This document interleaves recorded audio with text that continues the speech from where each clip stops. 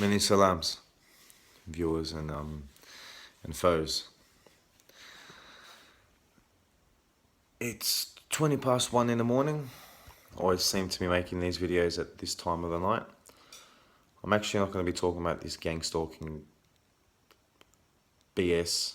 I'm going to be talking about something else which I've been studying on the side for quite some time now, and I've seen connections, I've been learning about the Jewish Kabbalah, and then I've also learned about the Merkaba through John Vella Melchizedek, the flower of life, the light body.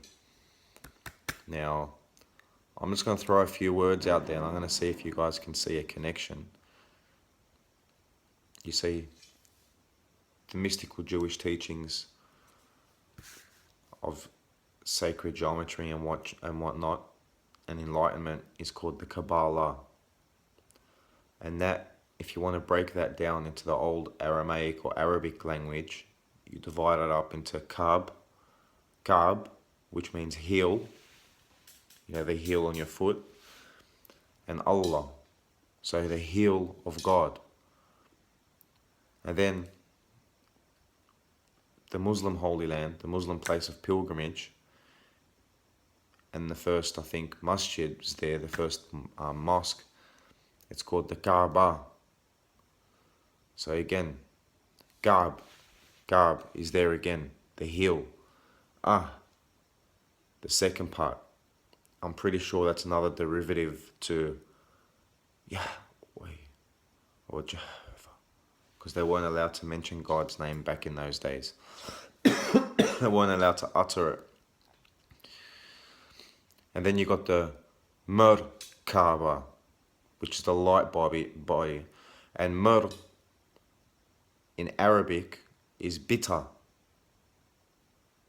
And Kaaba, which is the second half of Merkaba, is again heel. So bitter heel. Okay, then we can go back to Babylon. Bab-il. In Arabic, Bab or Bab means door. And Il is another derivative for the word God. Ilahi. If people understand what Jesus Christ spoke on the cross, he said Eloi, Eloi, or Elahi, Elahi, which is God. El is a shortened version, and Elohim is a pluralized version of God. See, in the Bible it says we created the heavens and the earth. It speaks of God in the context of a pluralized context. It's a sign of respect. Now, this whole point of 9/11 ritualistic, satanic ritual, I should say, that's to do with the Kabbalah. In the Kabbalah, I think there's 10 spheres or 12 spheres, and they all symbolize God manifesting into the physical as us. And number 1 and 10, I believe, symbolizes God. Don't take this as 100% fact. I'm just going through what I've been researching and what I've got in my mind. But number 1 and 10 symbolize God. So when they done 9/11, they jumped over God, which is like they're above God now, which is what the whole point is of these occults. Is occult symbolism. That's what the Kabbalah is. It's an occult teachings, which is what the secret societies, all this knowledge, the secret societies understand. You know how King Solomon built his temple.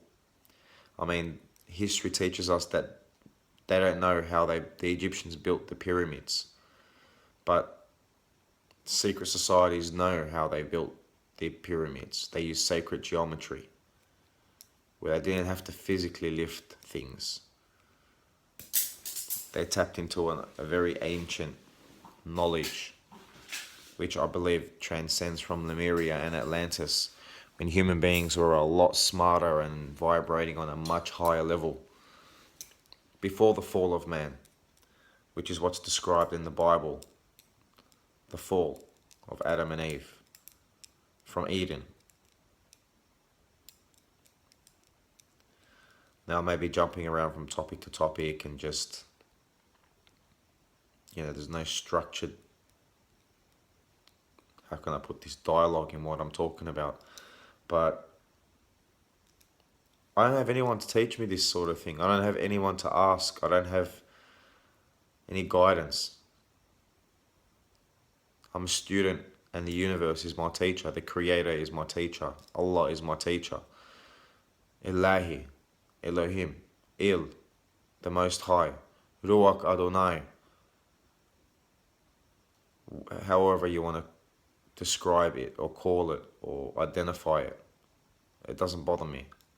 I'm not limited. I don't sit there wearing a cross and vote for and cheer on the team like it's a sports team and hate the other side, because it's not how it should work. We all have the same knowledge but different perspectives, different understandings of the same point of origin, the same picture. And these secret societies and these wealthy men and women in the higher echelons of our societies, they're keeping these secrets from us to keep us ignorant so we can remain slaves. But when one of us finds out the truth and we're empowered, they come after us. They target us.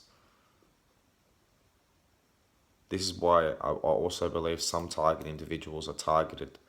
I'm just speculating and theorizing again like most of my videos, but I believe all this stuff has something to do with the program.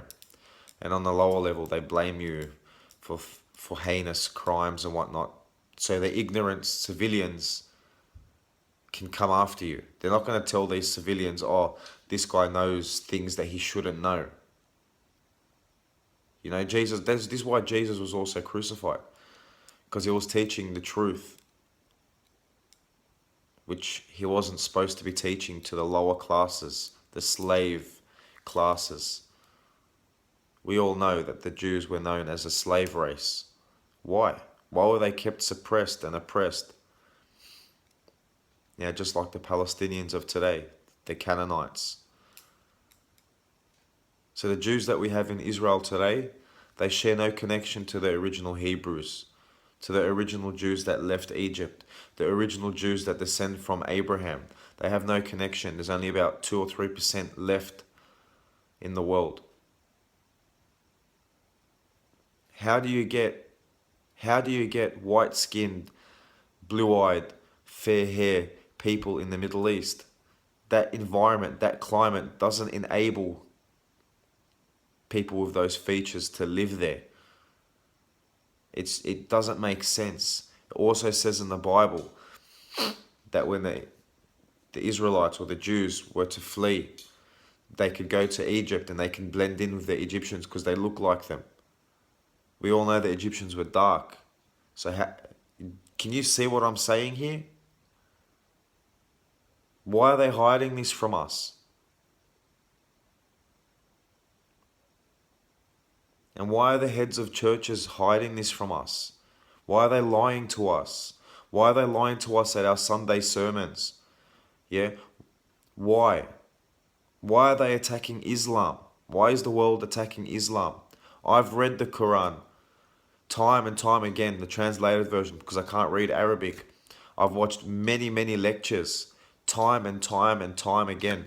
See, most people just watch one lecture and they just assume what they've understood from that one lecture. You see, it's so philosophical that it takes time. It takes time to ponder in depth of what that narration or what that verse is actually trying to portray. It shouldn't be taken literally. It's used as a metaphor, just like in the Bible. We were taught at school that the best example they use to describe, to detail that the Bible is not literal. The thing that they used was, heaven is like a mustard seed. We all know how small a mustard seed is. How can heaven be the size of a mustard seed? See, it's only a metaphor. Okay? Now, people are looking at Arabs and people that are Muslim like they're barbaric and primitive and they just want to fight. And what's going now is around that Islam is a cult. You know, a death cult. That's bullshit. Okay? Who invented algebra? Al-Jabr. Okay? Who studied astronomy, the celestial heavenly bodies? Who could navigate through the desert using the celestial bodies? It was the Arabs. Okay? And they're responsible for many other advancements in science, in mathematics, okay, in philosophy, in language. Yeah, but when foreign intervention comes into the picture, okay, and there's war for generation upon generation, and the people within these countries, within these nations, that's all they're subject to, yeah, their intelligence, their IQ goes down because all they're concerned about is getting food and surviving. Intelligence, research, knowledge is no longer important to them. Living day to day and surviving day to day is what's important. You see, this happened the world over. We see the Australian Aborigines in Australia in such a poor state. Why? Why? They're intelligent human beings. They have the same capabilities as everyone else, but they've been placed in this low social economical status for a reason. And you see the same pattern in America in the ghettos with the African American communities and the Latino communities. Why do they do this? Why do they keep you oppressed, ignorant, and in this ghetto-like culture where you can't get out of it? Why do they do that? To keep you ignorant. And then the world points the fingers and says these people are primitive. They're inferior. This trend, how can I put this? This concept, this understanding, this way of being has been set into motion. It didn't just happen. It's been dictated. It's been controlled by the powers at play, the corrupt ones out there that are conspiring to divide and conquer and oppress mankind. It doesn't matter what color your skin is. It makes no difference what color your eyes are. This is just melanin. This doesn't dictate what your brain's going to be like and your level of intelligence. Okay? I'll give you an example. You treat a dog like shit and you belt it every day, yeah? It's going to be one aggressive dog. It's going to hate you. It's going to bite your hand off. All right? But if you have a dog and you treat it with love and care and nurture it and treat it with respect, okay?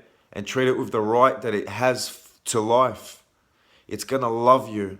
And you're going to see a level of intelligence from that dog that you're going to be astounded with. Okay? You're going to say it's almost human-like. Yeah? That's just a little example. So I'm tired of all this shit. I'm tired.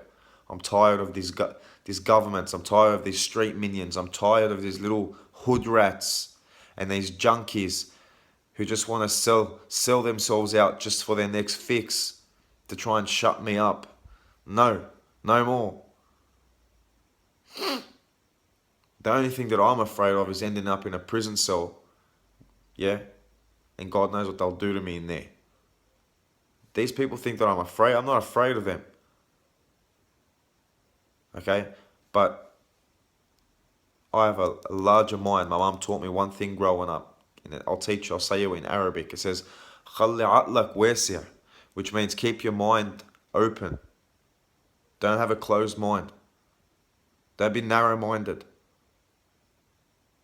I know it seems like I'm rambling and jumping from topic to this, topic there, and I'm unable to speak, but 12 years of being smashed through directed energy weapons, through psychological trauma, harassment, intimidation, fear, lack of sleep, lack of nourishment, lack of love, lack of human emotion, lack of human contact, or lack of positive human contact.